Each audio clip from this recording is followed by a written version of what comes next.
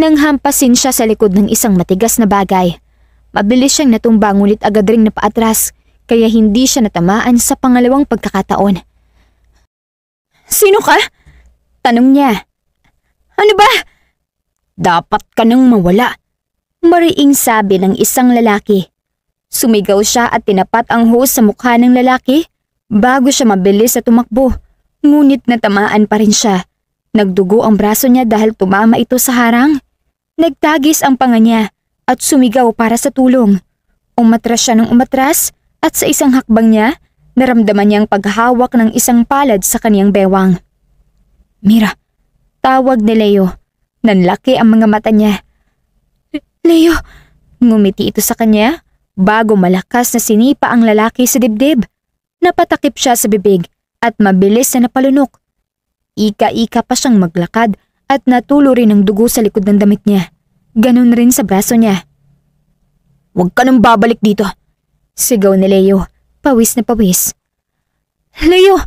sigaw niya. "May sugat ka." "Ayos na ako." Tinignan siya nito at nagtagis ang panga nang makita ang sugat niya. "Halika na, tatawag ako ng pulis." Tumango siya at napalunok. "Okay lang ako. Kaya ko maglakad." Nakarating sila sa bahay niya at nakita niya si Leo na dumiretso sa kusina. Hindi niya alam kung bakit nakaramdam siya ng kaginhawaan. Muntik na siya kanina at kung sakali man na wala ng tao doon, paano na lang siya? "Mabuti na lang at papunta ako dun dahil may naiwan ako. Narinig kitang sumigaw kaya tumakbo na ako." Kwento ni Leo habang binubuksan ang first aid kit. "Hindi ko kilala kung sinong lalaking yun. Wala rin akong matandaan na may kaaway ako." Mahinang sagot niya. Tumango si Leo at marahang ginamot ang sugat niya.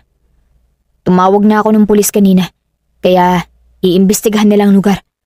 Ang mahalaga, ligtas ka." "Salamat."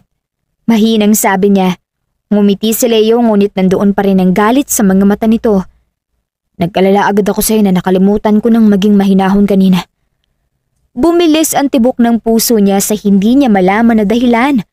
Umiwas agad siya ng tingin dahil sa labis na nararamdaman.